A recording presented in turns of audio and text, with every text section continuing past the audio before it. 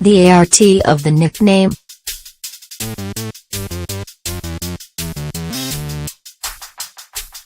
A nickname is usually a descriptive moniker given instead of, or in addition to, one's formal name.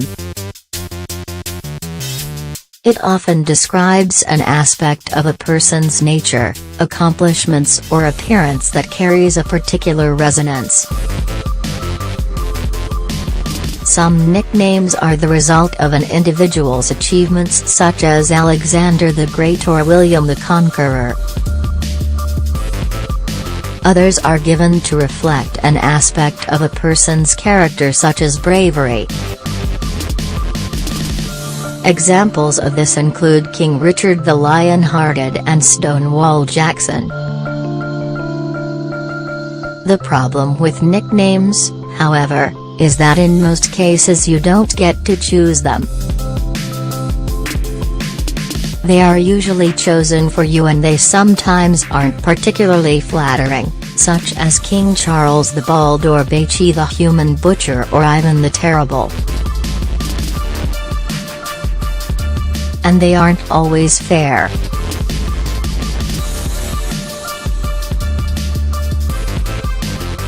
For instance, Peter the Great killed far more people than Ivan the Terrible, and Joseph Stalin did away with far more people than the two of them combined, but he was given the warm and fuzzy nickname of Uncle Joe. Nicknames are nothing new.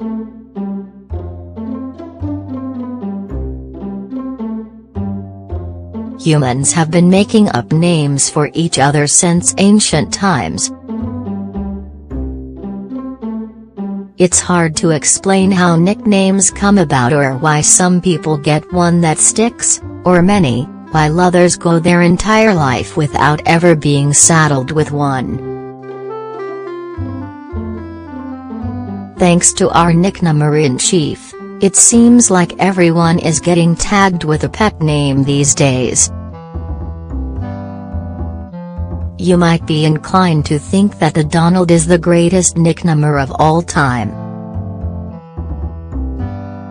Who can forget some of the classic ones he has tagged opponents with so far, such as Crooked Hillary, Lightin' Ted Cruz, Little Marco, Sloppy Steve, Bannon, and, of course, Rocket Man, although I prefer Kim Fatty 3. But if you look back in history, you discover that, when it comes to dishing out demeaning labels, Trump is actually a rank amateur. The golden age of demeaning nicknames occurred during the Dark Ages and Middle Ages in Europe. The art of the nasty epithet flourished then and there. Some of the best were reserved for royalty, especially kings.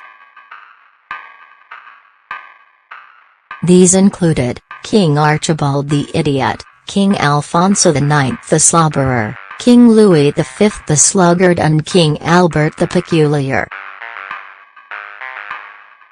One of my favorite nicknames was given to Vlad III, Prince of Wallachia, who was better known as Vlad the Impaler because of his liberal use of that form of execution. You know you are in trouble when you are named after a method of torture. People, no doubt, tried to avoid him.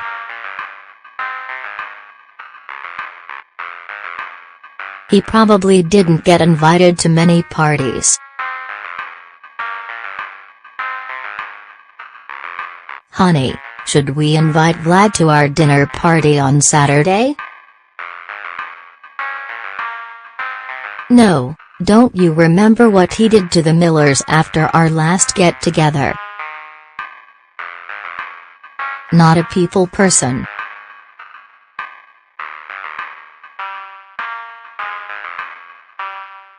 King Charles VI of France had a couple of sobriquets.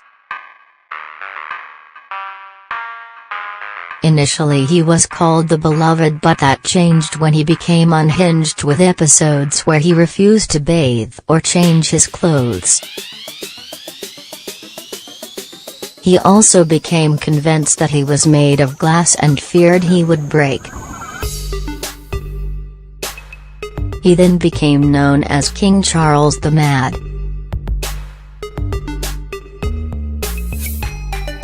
Eventually other nobles decided that the king was as mad as a hatter and unable to discharge the duties of his office, so they invoked the 25th Amendment and removed him from office.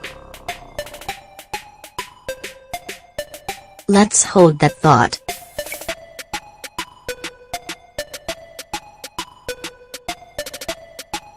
I'm not mad. I'm fabulous.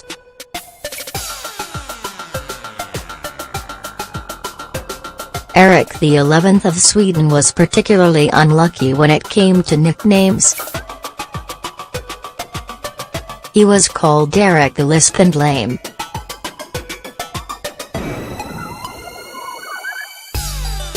It seems like one unflattering designation would have sufficed. By the way, these derogatory names were never said to their faces, just like no one would dare call Kim Jong-un, Kim Fatty 3 to his face. Another king who got a bad rap was King Charles the Simple, aka Charles the Sot, aka Charles the Dullard, aka Charles the Idiot. Apparently he was no stable genius.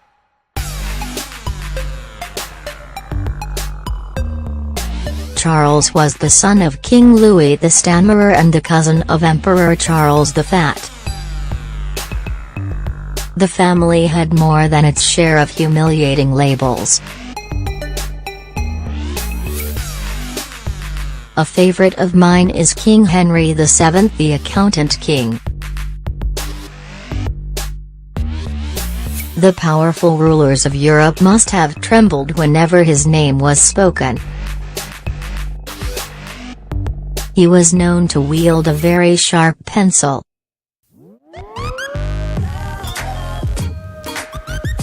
Henry was considered to be intelligent and to possess a high degree of personal magnetism like all accountants. I will lead you into battle as soon as I close the books. Then there was the English King Ethelred the Unready. That was a very unfortunate name for a king that had to lead his army into battle.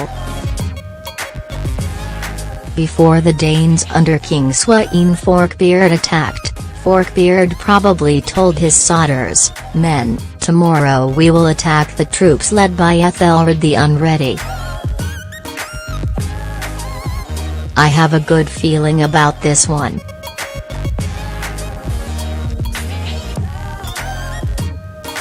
The Danes won and Ethelred fled to Normandy. In all fairness, Ethelred probably got the nickname after the battle. No fair, we weren't ready.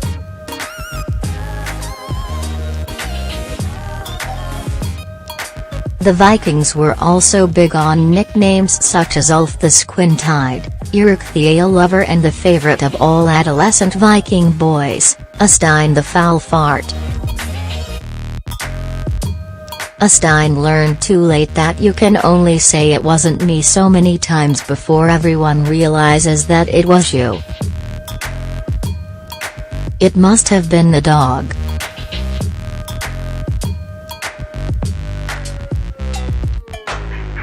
The worst nickname was the one bestowed on King James II of England. King James was defeated at the Battle of Boyne, after which he fled to France, leaving behind his Irish allies who were massacred by William III, King Billy. As a result of his cowardice, he lost his Irish support and gained the nickname James the St in Ireland. So, although Donald Trump has probably handed out more offensive nicknames than anyone in history, he has not perfected the art of the nickname. Others before him have produced far more clever, nasty and funnier nicknames for their opponents than he has. By the way, I have never had a nickname that stuck, but I hope to one day.